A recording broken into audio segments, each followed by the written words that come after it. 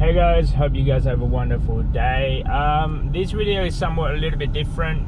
I'm actually just answering a couple of questions. Previously, a few years ago, back in 2017, I've actually posted a video stating that you can make about $2,000 a week if you're driving with Uber. So on that particular video, it's sort of my biggest video viewers, I guess. A few people actually inquiring, you know, with a couple of questions here and there. So I figured it'll be easier if I answer them all in one, based on what is this guy doing? Really, mate? Anyway, yeah, answer them quickly, and that way it's probably relevant for some of you and probably not. Check out this guy. Really? You're tying up your shoes like on the main road. Anyway, so where was I? Okay, so there was an email that was sent to me. Hey man, I look at your Uber review video and wanting to know a couple of things. Bear with me. See, here we go. Okay, I live in Stratfield area and I want to aim for more than $1,000 a week. What time do you work? Based on that video that I made, I was actually work on two different shifts actually. Now 2 different shifts, it means I do peak hour in the morning and I do peak hour in the afternoon. So my hours was as early as possible until about 9-10 o'clock in the morning or so. Then I go home, and then I'll do another shift roughly at about 3 o'clock in the afternoon, until about 7, or if not 9, depending. The reason I chose those hours is because in a sense, that's your guaranteed hours. That's a bulk of your rides, where you're gonna have most of your trips. People going to work, people going home, people going between meetings, going to the airport. What else is there? I think that's predominantly, and you're stuck in traffic as well. So that was, yeah, those are the hours. So peak hours. So if you can get up really early in the morning, like 4 o'clock, then by all means do so. I don't do them anymore, so it might be a bit different. 4 o'clock is because you've got a lot of people going to the airport. In Sydney anyway, when people go to the airport, or if not a tradie going to work, or if not people going, shift workers, especially like, what was it, in a hospital. That's what I found. I found that people that work in weird hours in the morning, and people going to the airport as well. That's the reason why I chose really early in the morning. And on top of that, by like 9 o'clock or something, you're bound to earn about, I don't know, $100, $150 or something like that per. When everyone else is already in the office, you already made half of your income on that day. So my rule of thumbs was back then, I think it's like I gotta earn $100, $150 before I can go home. So sometime it hit me until about 9 o'clock, sometime it hit me until 10, 11, and then I'll go home. So that's question 1. Question 2, how many hours a day? I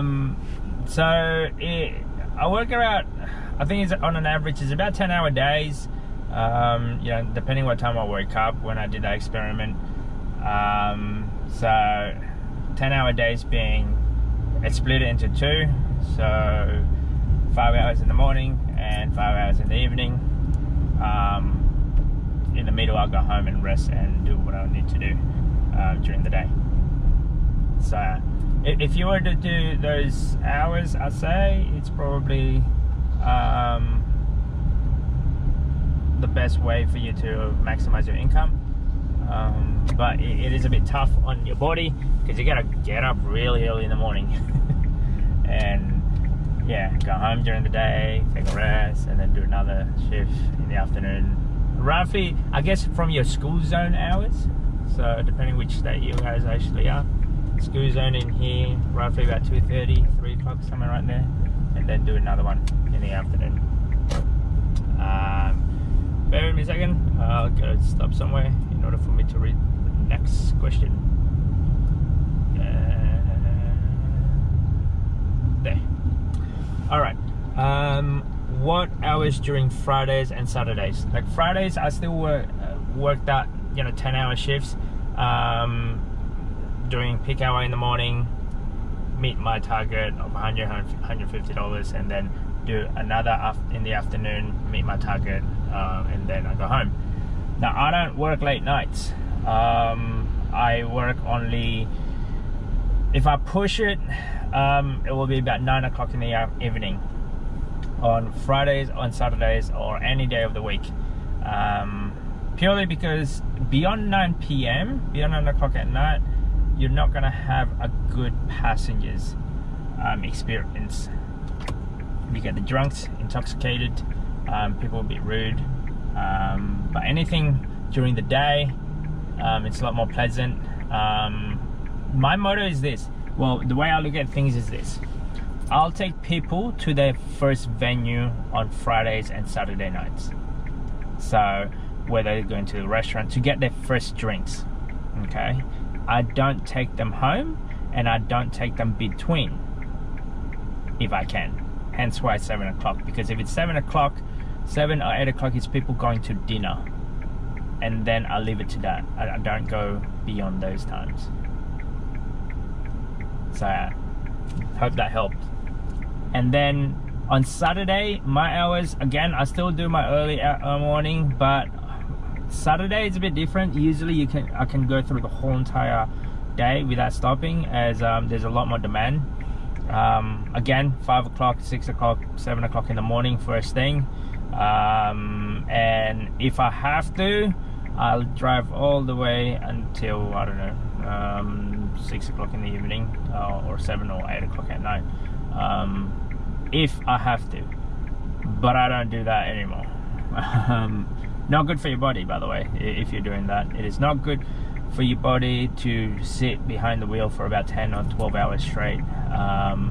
It is not good for your health, well-being, I guess, the way you scan the road. So I recommend to actually just stop in the middle, do something different.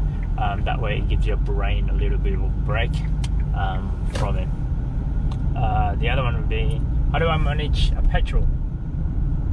That's not for me. Okay. How do I manage petrol? So my expenses, you know what, I'll answer that when I stop somewhere, because this is like a main road. Be right back. So the last question was, how do I manage my expenses? Fuel, petrol, and everything else. So what I do is I actually split. I open up a separate account purely just for any of my, I guess, expenses. So what that entails is I put down aside roughly about $400 or so a week, $300, somewhere around there. That goes towards my fuel, that goes towards my toll, registration, car maintenance, all of it that got to do with my vehicle. So that's how I manage it.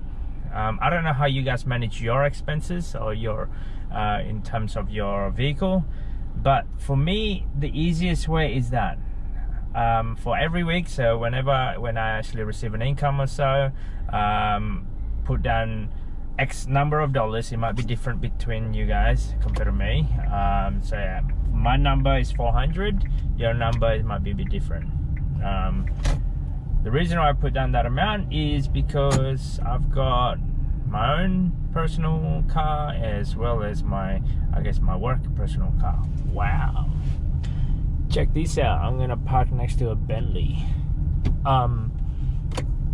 two-door Bentley. So yeah, that's how I do my expenses. it makes it easier. That way when it comes to tax time, it's a lot more quicker for me to figure out how much is my expenses and what are those expenses involve. Bentley, wow. Yeah, so hopefully that helps, guys. By all means, do subscribe, comment, and yeah, let me know if you need more information or so, and I'll see you guys on the next video. Cheers, bye.